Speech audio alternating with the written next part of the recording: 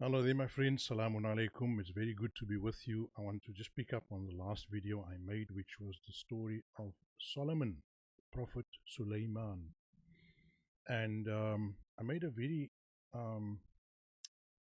sort of challenging claim, or I advanced a very rare position amongst translators of the Qur'an and amongst students of the Qur'an that the fabulous stories around Solomon and around the Queen of Sheba is simply a misreading of the language of that particular chapter, and that we are excluding the possibility of metaphor or idiomatic language in that case. The traditional approach to the explanation of the story of Solomon is that he is approached by an informant. Now, in this case, there are two misreadings. The first misreading is that his informant is a bird, and this bird goes and flies across the lands to the land of Sheba, and then gains information about the rule there and how that kingdom is ruled, and that there is this queen that's ruling this kingdom, and this informant returns. But that already I have explained in my previous video, that this supposed bird that is flying and coming back and having a huge conversation with Solomon is none other than an abbreviation of actually pigeon mail that is invented in his time, and that the operator, the controller of the mailing pigeon, is the one that really comes and reports back. So it's not the bird that's speaking, it's technically the bird, because the bird brought the messages to and fro, but it's really the bird. The bird isn't speaking, it's the letters, it's the notes that the bird actually carry. And in that same verse, in the same chapter, it does mention a letter. You see, if you look at this particular verse here, it speaks about a letter that is dropped on the people of, the Queen of Sheba. Look at this verse. Yeah, just take a look at this verse here, 27:28. Idhab bikitabi hadha fa'alqih ilayhim. So here, the supposed bird is instructed here, take this note, this kitabi, this note, this written note, and drop it at them. So go and drop it, take it to the kingdom of Sheba, and drop it at them. So here the word kitabi, many translators translate this word kitabi as a letter. So, and then it follows logically as the verses proceed. She says here, as she sits with her counsel, قالت يا أيها الملأ إني ألقي إلي كتاب كريم. An official letter is being dropped at me or with me. And so the idea of a bird speaking is a little bit far-fetched, and it is actually just a misreading of the chapter. We need to use and apply common sense. The Quran is not written for preschool children. The Quran is written for adults. We are not living in a world where birds are talking, my dear friends. And the Quran presupposes that we will not get caught up in fantasy and in this type of fabled approach to the scriptures. The Quran is a book that is grounded in reality, in what we regard as reality, as normalcy.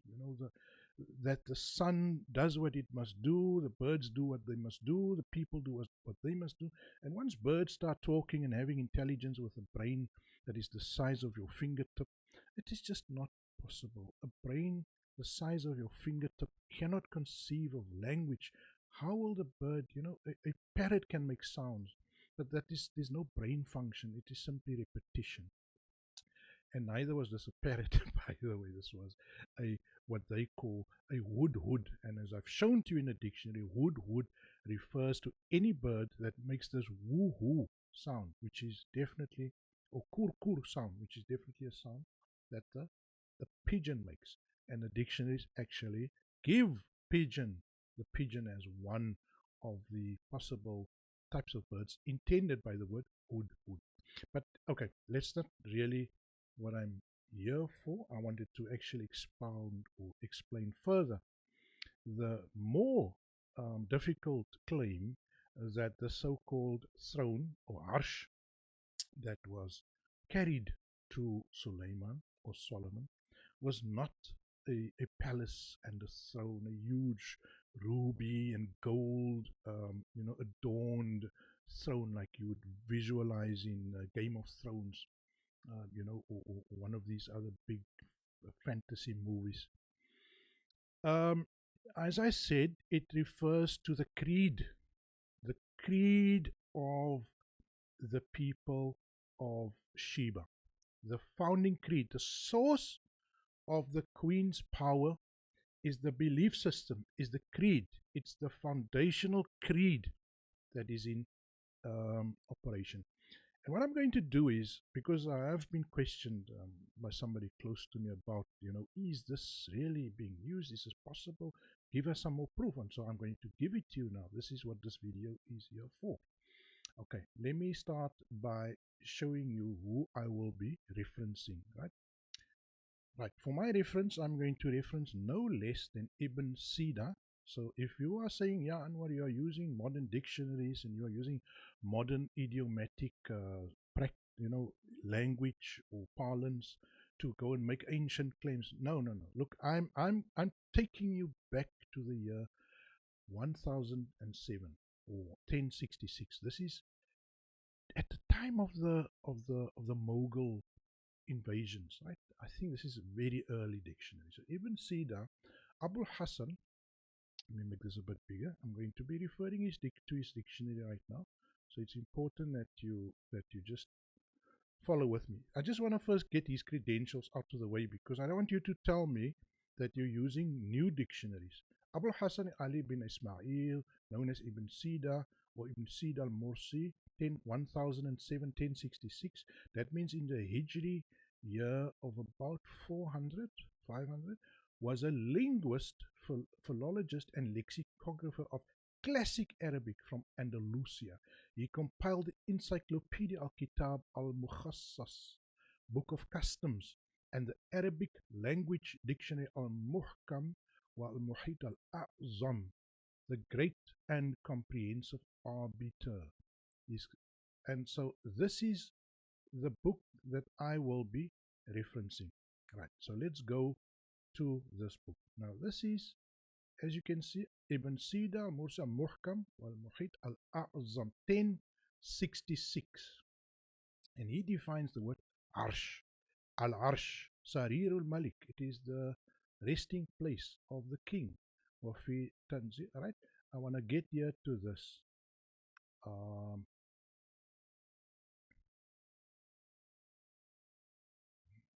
This is the piece in this dictionary that I want to look at. Wal Arsh Rajul, the Arsh of a man, Qawam Amrihi. It is the basis. It is the basis. It is the underlying basis or the foundation of his power, of his command. Sulla ar, Sulla arshuhu means ma huwa alayhi min qawam amri. That means, okay, let me take the translation here quickly. A man's throne, the foundation of his affairs, of his command, and if his throne was demolished, sulla arshuhu, the foundation of his affairs was destroyed. Now, what do you think of this? What do you think of this? I mean, if the foundation of my affairs is that people think I am God, if the foundation of my affairs is, of my kingdom, I'm just taking this terrible example, that people think I represent God and I am the shadow of God on earth, that is the creed, that is the way people believe, then that gives me power. You understand? And that is why the kings of medieval Europe, the Bourbon kings of France, the power they wielded was because people truly believed that the king is the representative of God on earth. And the Arabs had a similar belief as Sultan Zillullah fil Ard. It is the creed that turned kings into gods. Understand what I'm saying? Do you understand what I'm saying? And that is, this is a key dictionary, and it is clearly showing that there is a metaphorical way of looking at the word arsh. Arshu rajul qawam amrihi. The throne of a man is the foundation of his command or his affairs. Now in Arabic, amrihi is command or his affairs. The word amrihi, that word affairs there, can also be read as his command. So in other words, I'll go back to the I'll take you back to the verse now in Surah Nam, the 27th chapter, and I'm going to read this again for you. Inni wajadtum ra'tan tamlikuhum wa awtit wa awtiyat min kulli shay'in walaha arshun azim. To her there is a very strong foundation. There is a very strong platform or stand or something which she builds her kingdom on. But it is not a physical platform, it is a creedal platform, it is a belief system of the people. And as you can see in verse 24, naturally that creedal platform is explained. I find her and her people prostrating to the sun instead of to the one true God. So the platform, the basis of this is that there was sun worshipping going on, and she was somehow incorporated into the hierarchy of worship. And that is how her kingdom gained legitimacy, and how that creed was used to institute and to establish and to make entrench her as the king or the queen of that nation. Now, that creedal platform, as we can see further on as the verses proceed, is something that is instantaneously presented to Solomon.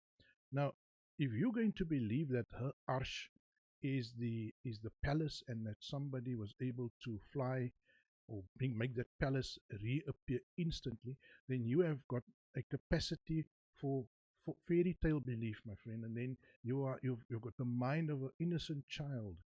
This these verses nowhere make mention of a supernatural sign. There is no, the word ayat is not mentioned here as far as I can. If you've seen it, please correct me. But there is no mention that this act of somebody summoning or being able to come up with the arsh, with this creedal platform, was performing a miraculous act.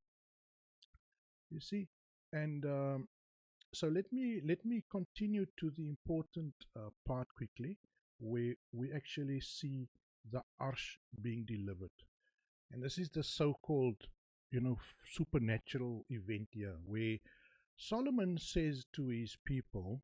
Solomon addresses his own court, the members of his court, and he makes this request to them. He says to them, "Dear nobles of my court, يا أيها الملأ أيكم يأتيني بعرشها قبل أن يأتوني مسلمين."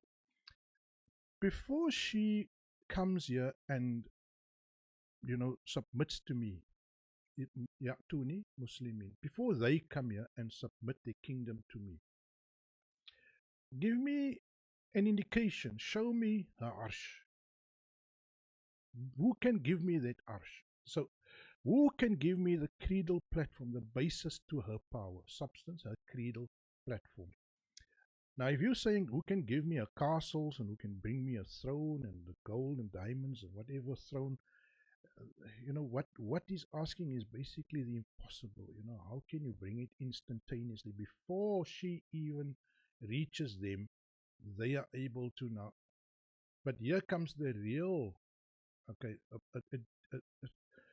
some a gene, which you can interpret whichever way you like, says, "I'll bring it to you by tonight." But then somebody else, this is the point I want to make, right? Here's the point.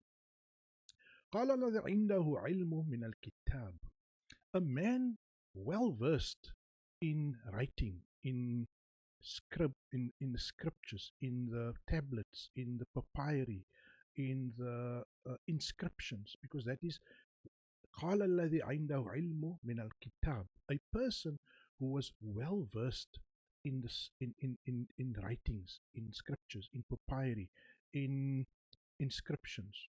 A person like that spoke, and this person said, I can deliver it to you in a blink of an eye.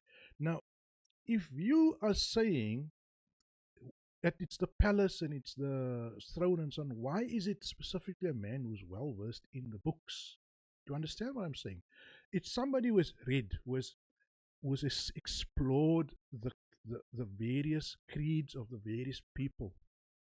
This is a man who is well read, who is knowledgeable. Remember, this is the mala, this is the intelligentsia of Solomon. It is the elite scholars and leaders in his community. And this man who is a reader of the papyri, a reader of the inscriptions, a reader of the tablets, a collector of these things, a person with deep insight says, I can actually give it to you instantaneously.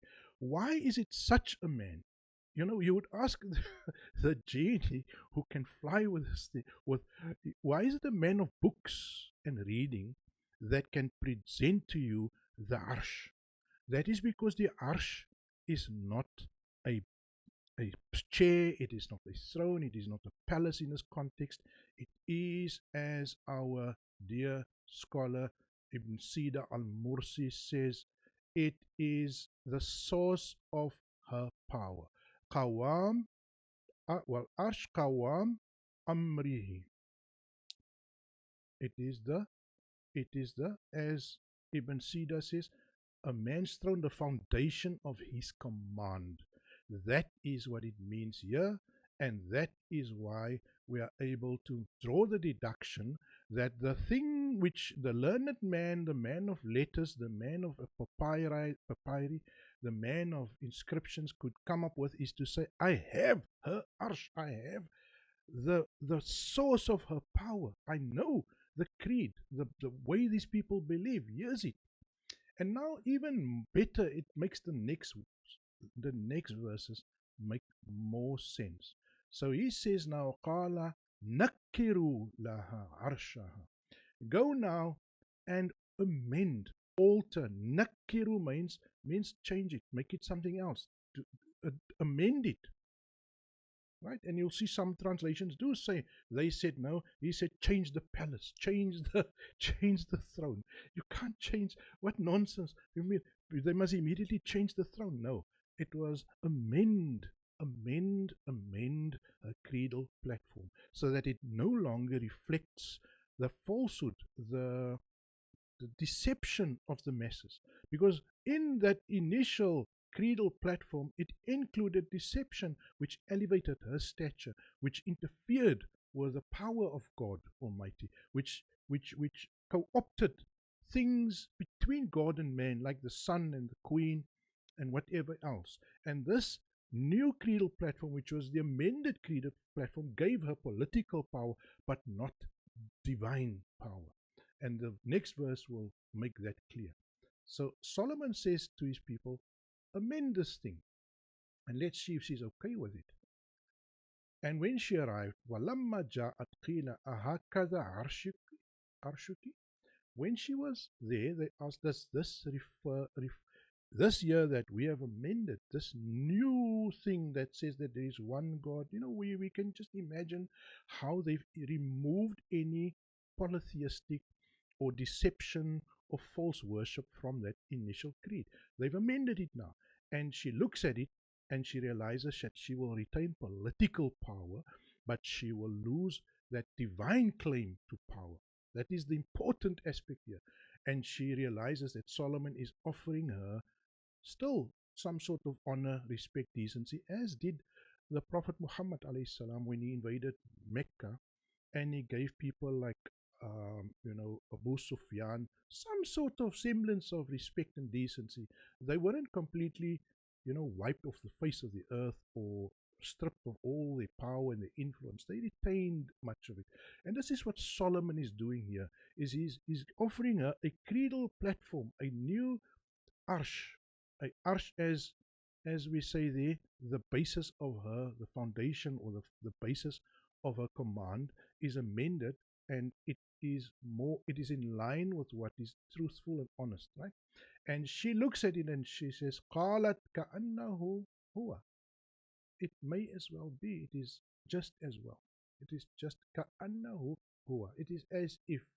And that those words is a concession from her that I'm submitting, I'm accepting.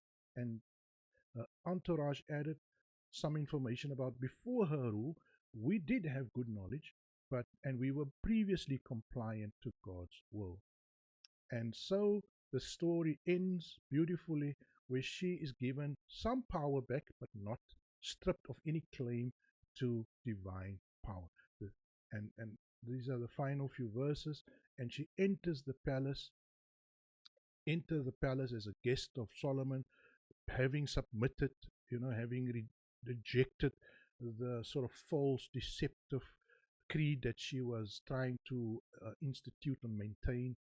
And she, some interesting information, the fact that Solomon actually uses glass tiles, which she mistakes for a wet floor, a lake, a floor that is actually immersed in water.